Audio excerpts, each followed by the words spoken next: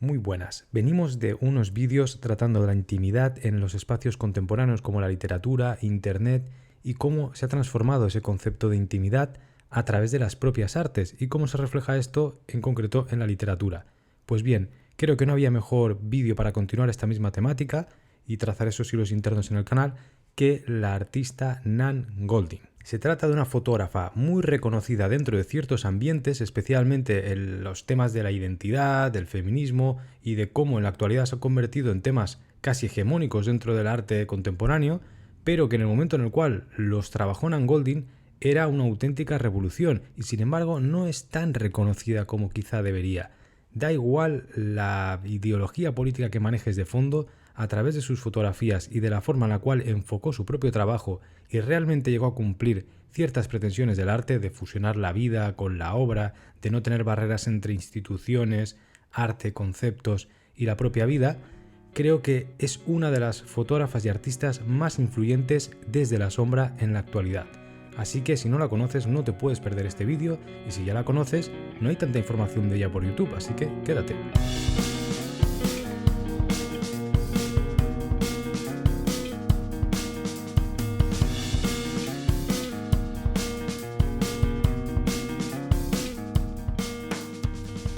¿Para qué sirve el museo? El arte es trascendente y, si aceptan el dinero, está fallando toda la idea de un museo como un lugar para mostrar arte. Empezamos con una frase de la propia Nan Goldin, nacida en los Estados Unidos en el año 1953. Hoy es uno de esos días en los cuales tocar la biografía del artista es imprescindible, y es que la obra de Nan Goldin no se puede entender sin conocer ciertos aspectos de su vida, ya que se basa precisamente en no tener ninguna barrera, en no diferenciar lo que era una vida privada, un día a día, los lados más oscuros de su propia psicología, de su propia obra. No hay distinción y para ello, ¿qué mejor recurso artístico que una cámara fotográfica? Este es un planteamiento desde la fotografía que ya hemos visto en el pasado, no solo en otros vídeos como el de Fukase, sino en Daido Moriyama, del cual he ido hablando por encima bastante, y el objetivo de la fotografía entre comillas, posmoderna, es ese, es no tener ninguna barrera entre arte y vida. Fusionar ambos mundos en una sola cosa, que no se puedan distinguir. En el caso de Daido Moriyama, por ejemplo, desde un contexto totalmente distinto, desde una ideología pues totalmente opuesta, desde un género también opuesto, que no tiene nada que ver, tratando incluso la calle, pero siempre bajo la misma perspectiva. Y esto va a ser curioso y por eso quiero trazar esta especie de hilo, porque algunas veces hemos dicho cómo desde ciertos ambientes se trata de distinguir entre fotografía de calle, fotografía íntima, fotografía bla bla bla, y estas distinciones son estúpidas y absurdas, y hoy lo vamos a ver muy claramente con Nan Goldin, ya que es probablemente la mamá de todo este género actual y contemporáneo que se mezcla con la intimidad, con la fotografía analógica recuperada en espacios íntimos, también de grupos de amigos o de vidas que se fotografían solo en espacios domésticos y círculos muy cerrados, y vamos a ver cómo tanto unos como otros, sin tener nada que ver o ser clasificados en una etiqueta u otra, trabajan bajo la misma intención, y el resultado estético es distinto en ocasiones y en otras es exactamente igual, aunque uno use una fotografía a color o esté en una ciudad o en otro. Y esto es muy curioso porque nos habla de cómo debemos también entender la fotografía y no clasificar tanto. Aparte de esa relación inseparable entre vida íntima, sin ningún tipo de filtros, y obra artística, tampoco podemos perder de vista un concepto que está de fondo y es la crudeza.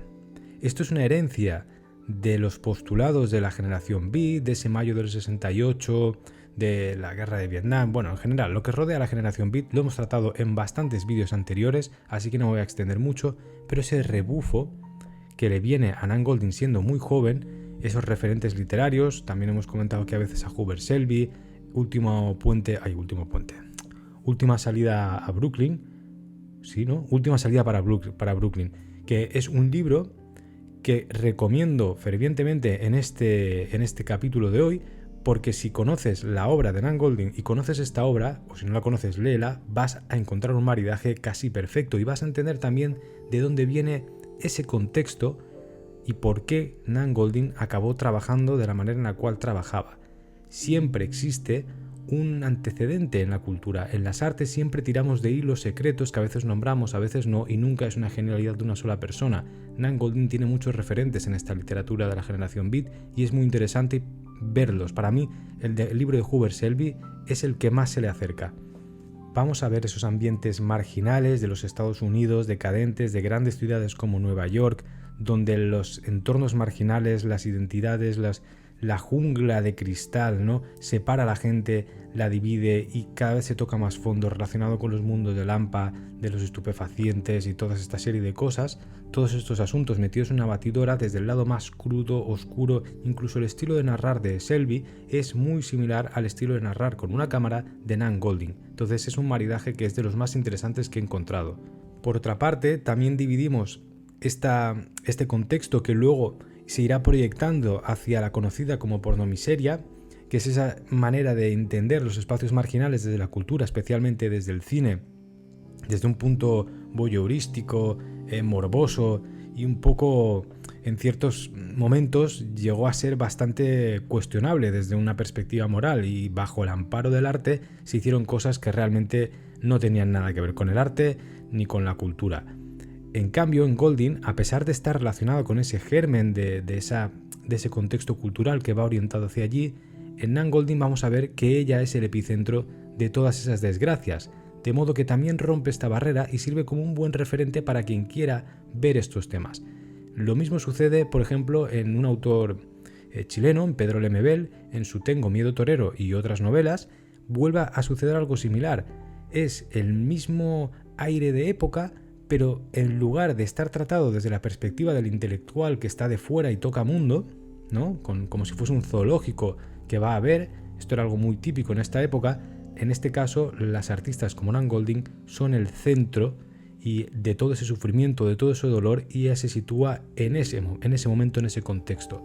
Todo pasa por ella, no es que ella vaya y observe, sino que ella es la protagonista de todo esto.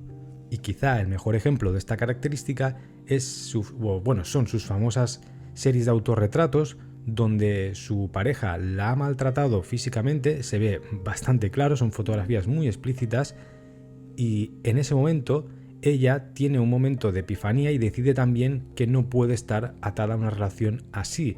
Y todo esto no hace falta ni que lo explique yo, tan solo viendo su fotografía, una de las que se hizo, se explica de sobra. Por eso también hoy voy a contar 4 detalles, pero creo que a veces son innecesarios. Precisamente una de las gracias de la obra de Nan Goldin es que no necesita explicación. Se explica por sí sola de una forma muy, muy clara. Y esto también es muy coherente con ese discurso que ella tenía, en el cual no necesitaba de un sistema artístico que sustentase teóricamente su obra conceptual o su tal. Ella viene de un contexto también, no lo olvidemos, que es de los años 80, anterior 70, 60, donde el arte había intentado suplantar a la filosofía. Aquí siempre recordamos esa influencia en los Estados Unidos de filósofos como Marcuse, que habían emigrado y habían hecho su trabajito en la sombra a través del marxismo cultural en muchísimos artistas conceptuales que trataban de reventar las normas del sistema artístico hasta ese momento, pero en muchas ocasiones lo que acabó sucediendo es que el propio sistema artístico se fagocitó, se hizo trampas, quedó encerrado en cajas también encofradas, muy difíciles de acceder al público. A Nan Goldin parece que esto le da bastante igual, ya se pasa el videojuego y llega al punto en el cual esa obra conceptual habla por sí misma, no necesita de grandes teorías, grandes poemas visuales trascendentes, críticos, tal. No, la obra de Nan Goldin a mí siempre me ha gustado mucho para conectar con la gente que quizá no entiende ciertas capas del arte porque no ha estudiado, lo que sea, porque es muy directa y a la vez es muy profunda y muy conceptual.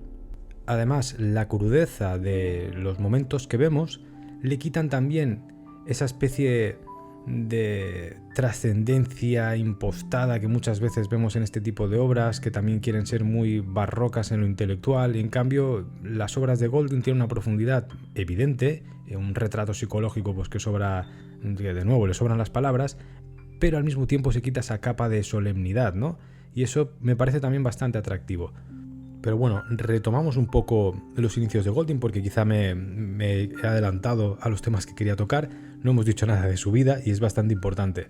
El cuadro familiar de Nan Goldin pues es el arquetipo de una familia rota, padres separados, entornos desestructurados, etc. Y bueno, y hay un caso concreto que es que su hermana se quita la vida desde pequeña y ella a partir de ahí pues empieza a dar vueltas por casas de acogida y en general tiene una infancia que diríamos pues eso, marginal también o dura. Y esto es interesante porque por lo general suele tener consecuencias a largo plazo.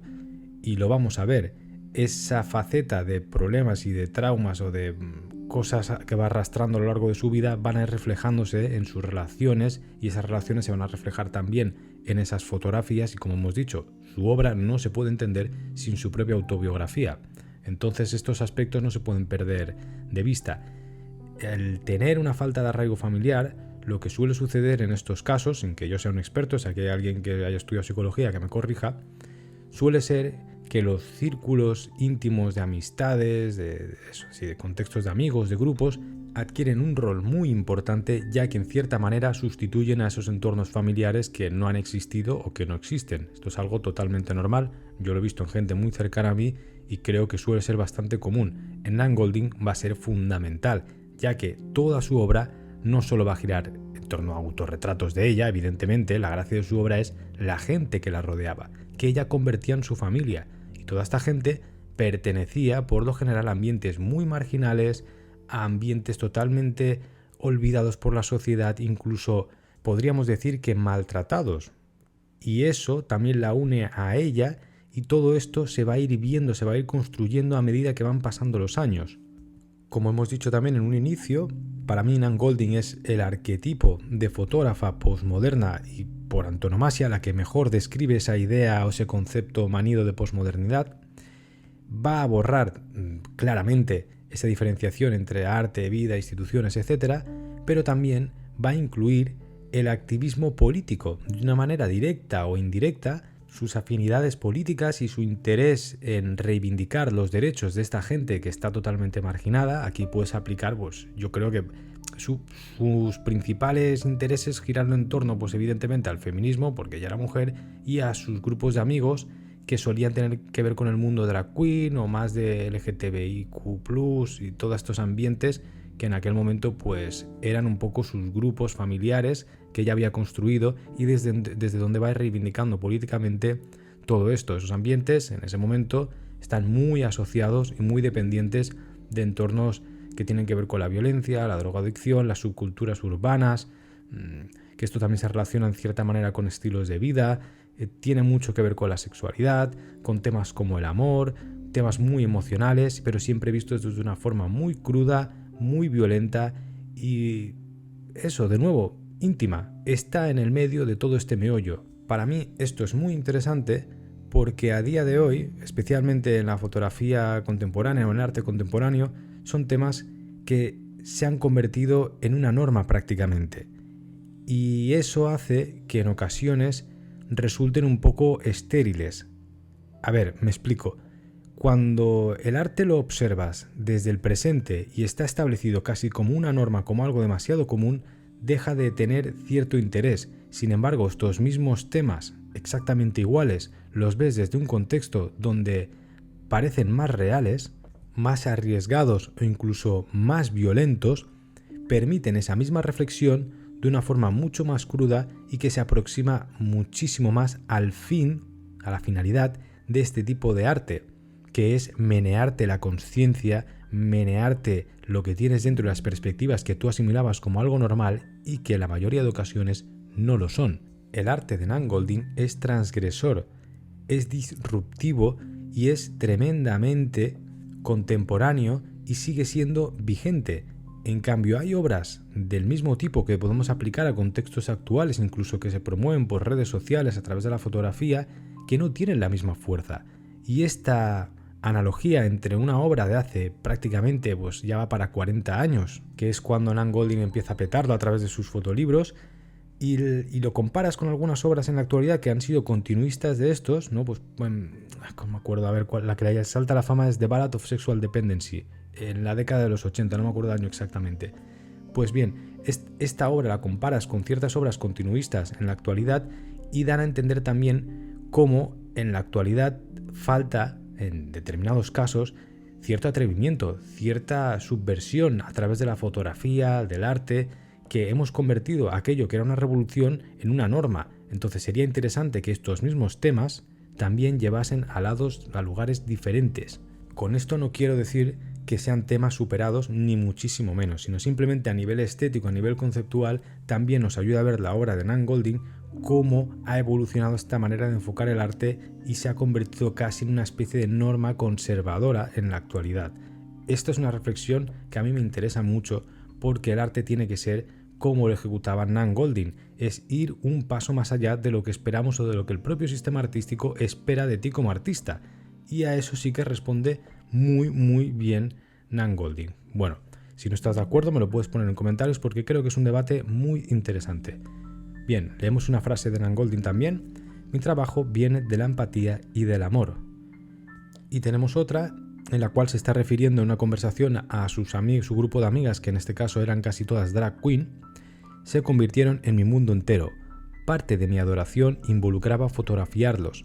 Nunca los vi como hombres vistiéndose como mujeres, sino como algo completamente diferente. Un tercer género que tenía más sentido que cualquiera de los otros dos. Estamos en plena época punk, contracultura, de nuevo tenemos la enfermedad del SIDA como un símbolo central de todos estos movimientos y problemáticas.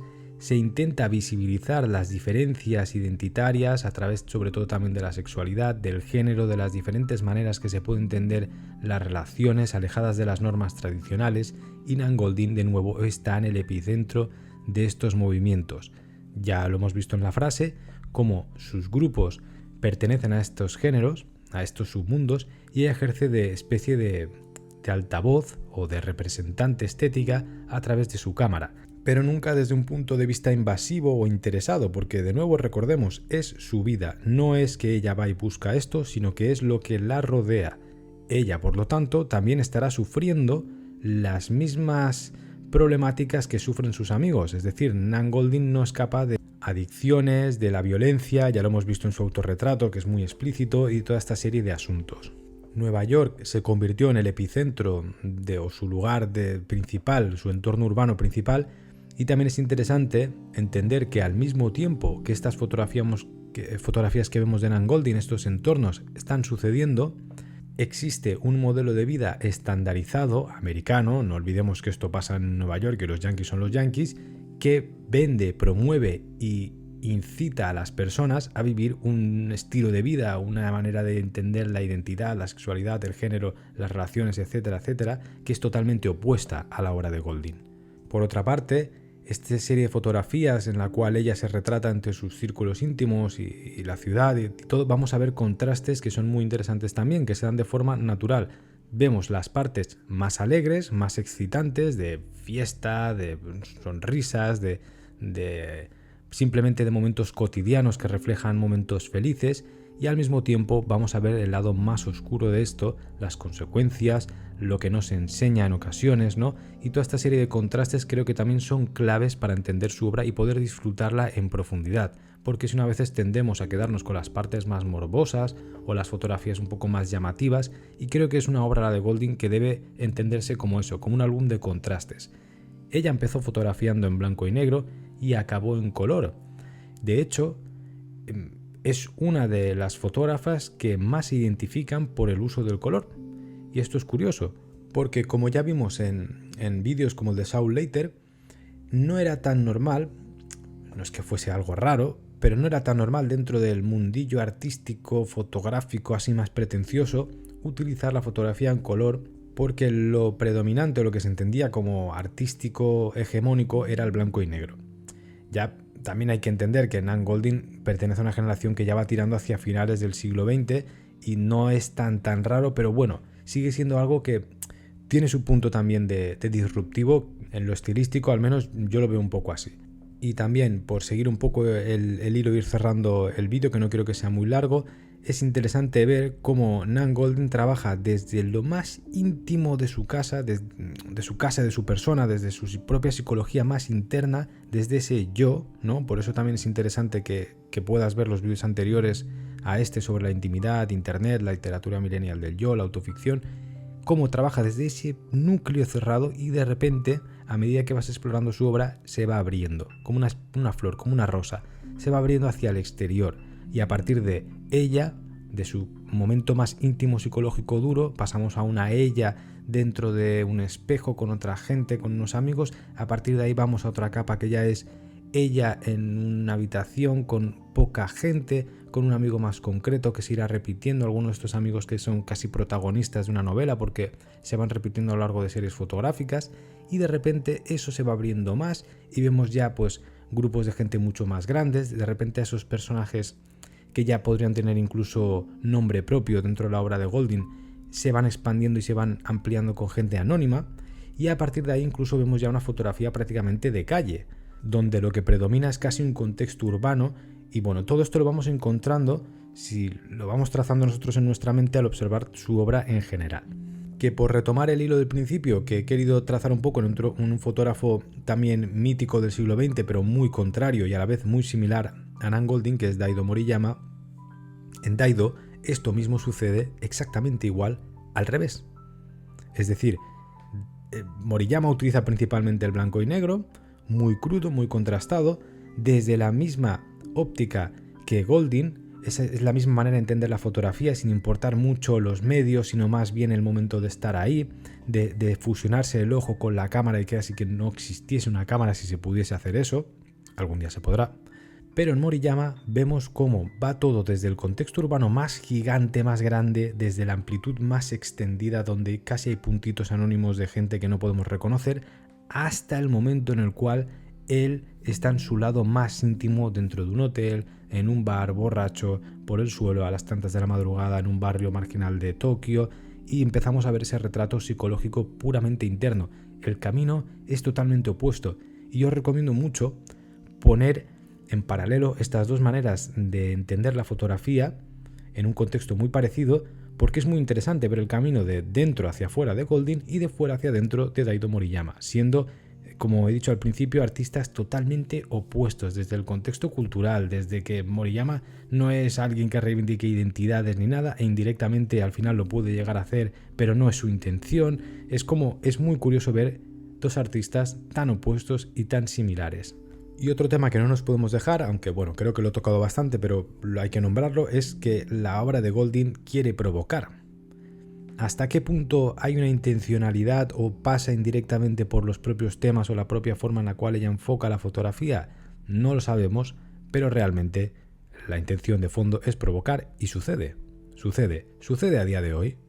Si compartes fotos de Nan Goldin siguen siendo provocativas, imagínate en el contexto en el cual ella empieza a emerger, porque no olvidemos que tiene un discurso político de fondo muy marcado, y si a día de hoy genera puntillas, debates, luchas, pugnas aquí polarizadas, pues de nuevo, imaginemos hace 40 años. Por otra parte, siempre que ubicamos a Nan Goldin, pues, y de hecho yo he cometido ese vicio, ¿no? Es ubicarla en el momento en el cual, pues años 80, 90, tiene su punto más álgido. Y a veces se nos olvida pues que la pobre pues está viva y ha seguido trabajando, ¿no? Que esto es algo que también pasa en el mundo del arte. Pero al mismo tiempo no me siento mal porque creo que también es un error. Bueno, un error, a ver, espero que se me entienda. Es un... no encuentro la palabra. Bueno, sí, para mí es un error. Que los artistas y las artistas suelen coger y anclarse a una forma única de tocar el arte y la cultura. De modo que en los tiempos actuales, y ya no solo en los tiempos actuales, ya viene de antes, esto limita y te encofra, te hace esclavo de una forma de entender el mundo a través del arte. Y creo que a Goldin precisamente le ha pasado eso. A pesar de su relación con otros temas, como puede ser el activismo más político, identitario, siempre se le va a asociar a una forma de hacer, de tocar la fotografía, a un momento en el cual, a medida que avanza la edad, es más difícil de proyectar.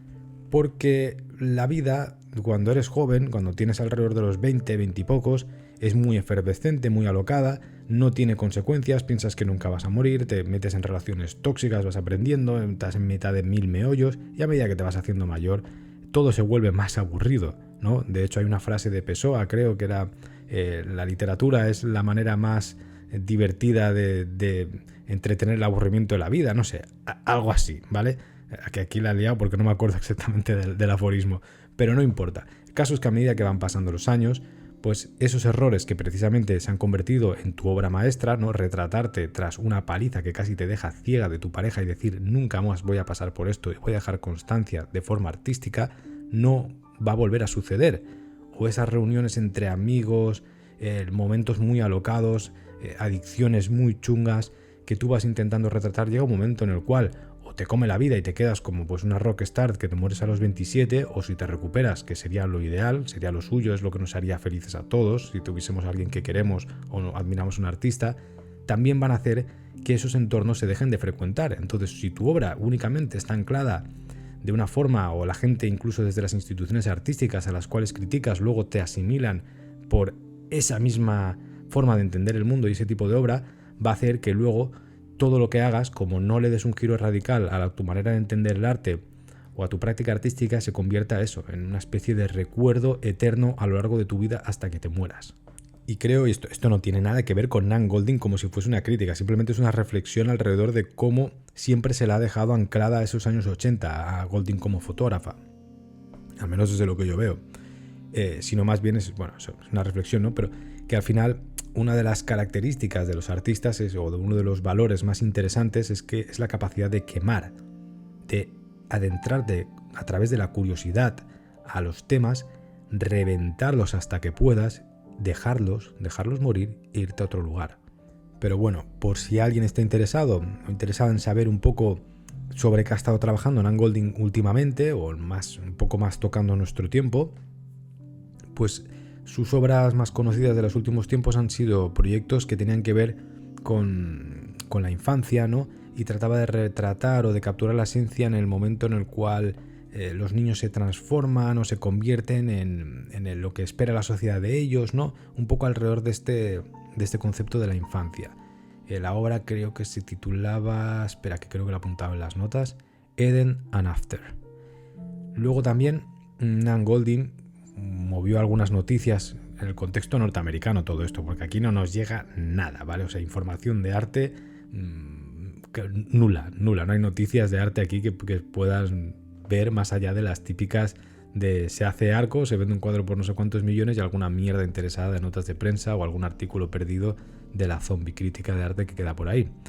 Pues bien, una de las noticias polémicas del contexto americano fue a través de una farmacéutica, una familia que tenía una farmacéutica, que eran los encargados de patrocinar o de crear o de vender el oxitocin, que es un opiáceo muy conocido, el cual a Goldin le recetaron en el año 98-99, a finales de los 90, tras una operación, y se lo recetaron, se volvió adicta y es en Estados Unidos, al parecer, yo no sé mucho, ¿vale? Pero que creo que es conocido porque ha causado un montón de muertes y es bastante polémico. Bueno, el caso es que esta farmacéutica patrocinaba algo del mundo del arte y cuando se enteró Goldin pues hizo manifestaciones y en general es un tema que le tocaba de cerca porque tras 20 años adicta ella declaró que se estaba recuperando y todo esto vino porque no sé si fue una operación, creo que peor aún, creo que era por un esguince de pie o de mano, algo más tonto, ¿no? Bueno, son temas que, como vemos, tienen que ver con ese germen a través del cual ella trabaja, de reivindicación política, arte, adicciones, etcétera, pero ya lo llevamos a un tono ya mucho más adulto, que ya no es tan atractivo visualmente o con el relato mítico, mitificado de la gran artista que toca el infierno y regresa a la luz con la antorcha. Y quizás esto también es una reflexión final interesante a la hora de valorar el papel del artista. Y cómo al final, en muchas ocasiones, el público, la sociedad, incluso la que entendemos como público culto, le exigimos a los artistas que trabajan la intimidad o el yo que al final se comporten como una especie de Prometeos, de héroes de película de Hollywood, ¿no? Que sean esa figura eternamente y si no, no nos sirven o no nos interesan tanto. Y esto también tiene que ver con la propia obra de Goldin, que en ocasiones el atractivo que tiene es esa morbosidad, esa mitificación de los entornos marginales que estuvo tan de moda a finales de los años 90 y que en el fondo explotaban esta miseria humana desde todos los ámbitos para darle carbón a la maquinaria que mueve todo este mundo. Y es un poco esa serie de contradicciones que creo que también son interesantes de observar porque en cierta manera puede esta obra ayudar a trabajar reflexiones alrededor de la identidad, del género, de lo marginal y desde otros puntos de vista, o depende de cómo se enfoque, acaban convirtiendo esto en una especie de voyeurismo morboso a través del arte, pero que no va a ninguna otra parte en ocasiones. Entonces creo que esta dicotomía es muy interesante en este tipo de obras, ya que, como vimos en los vídeos anteriores sobre la intimidad, el yo y la literatura, etc., el tema del individuo tan marcado a través de ciertas reflexiones solo activan el potencial de su trabajo cuando la otra persona se ve exactamente en esa misma situación. Entonces ve una especie de neurona espejo en este artista o en el escritor o la escritora de turno, y se ve como reflejado en ciertos puntos y hace una especie de autoayuda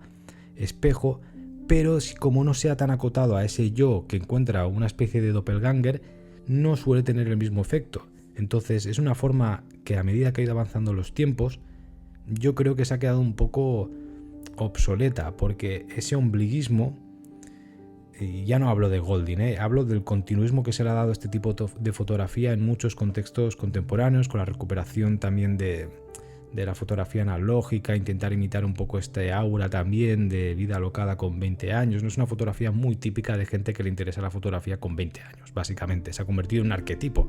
Y cuando se convierte en un arquetipo, el hacer de tu propia vida íntima el protagonista o la protagonista de todo este tipo de obras, cuando hay tanta gente dándose protagonismo a sí mismo desde el ombligo del universo de donde toque, se convierte en una especie de cacofonía, de caos de ruidos, de yoísmos. Entonces, depende de en qué contexto actual, pierde bastante potencia.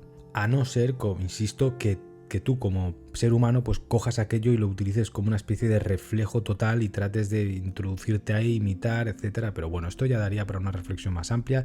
El vídeo sobre Nan Goldin, y la obra de Goldin para mí es incuestionable, por eso lo he tocado. Creo que es de verdad de fotógrafos postmodernos, así arquetípicos, cliché de lo que tiene que ser, es de las más interesantes.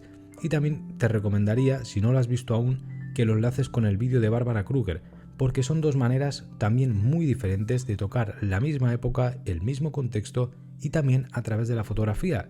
Sin embargo, Barbara Kruger toca el apropiacionismo, el mundo de la publicidad, las mismas intenciones y activismos políticos, pero con una estética y unas intenciones muy diferentes. Goldin es visceralidad pura con una cámara.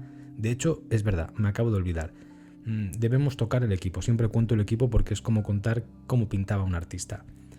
Sí, también me he olvidado otra cosa. Y antes de tocar el equipo, hay una reflexión interesante en el tema de Goldin, que es la cuestión alrededor del álbum familiar, de cómo la fotografía se le roba esa especie de cotidianidad de tu mamá o tu papá o tu primo o tu prima cogiendo una cámara de fotos y tocándote a ti en una fiesta, cambiando la cámara o se la pasas a uno, después mal revelado porque has cogido la cámara del primo y aquí en la comunión. Esta serie de relación con la cámara fotográfica en el momento en el cual pues no teníamos móviles, pues también es interesante ver cómo desde el mundo del arte, desde una intención puramente artística, se subvierte, ¿no? Es un poco lo que yo he tratado de hacer a veces aquí con el canal de YouTube, que siempre digo no es un canal divulgativo, sino que para mí es un proyecto artístico y así lo entiendo. Pues un poco va por aquí esta relación y por eso a mí también me interesa mucho.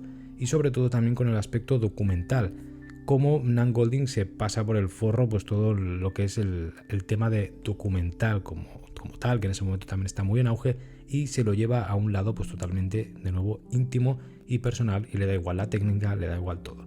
Vale, vamos a las cámaras. Una de las típicas cámaras que utilizo, bueno, las ópticas quizás es lo más interesante. Primero, alrededor de 35 milímetros. 35 milímetros yo creo que era la elección preferida de Goldin. Esto te da un campo de visión bastante amplio. En algún otro vídeo he dicho siempre que entre el 28 y el 35 es el punto de vista desde la cámara que más se asemeja al humano.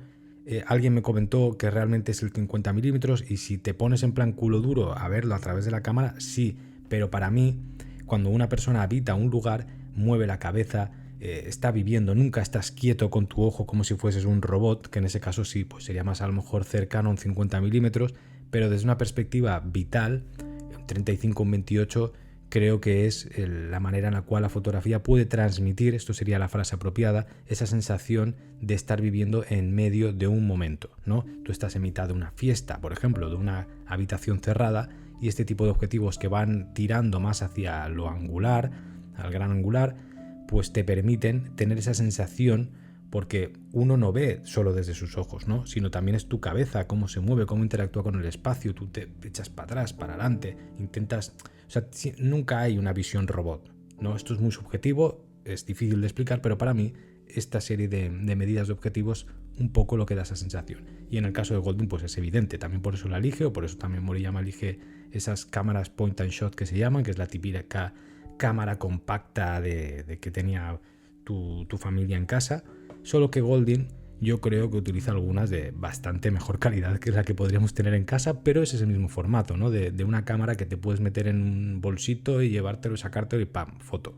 Entonces, a pesar de que, como siempre, cuando decimos el tipo de cámaras es las preferidas, la que normalmente solemos ver. Eso no significa que los fotógrafos, las fotógrafas hayan utilizado 1000 cámaras más, ¿vale? Si conoces alguna más, pues lo puedes poner aquí abajo. Yo creo que de las que he encontrado, las que he visto en algún reflejito que sea en algún espejo, la Olympus Stylus Epic, cámara pues eso, de nuevo compacta, que es la típica que permite eso. Tú puedes llevarte este tipo de cámaras, yo lo hago, yo mi fotografía la hago con este tipo de cámaras, pero con un sensor lo más alto posible para tener esa calidad fotográfica más, pues yo qué sé, que sea más versátil.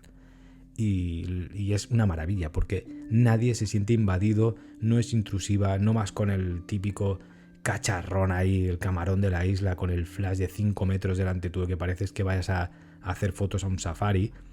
Pues depende de qué tipo de fotografía hagas, es una mierda. Encima no te lo puedes llevar a ningún lado.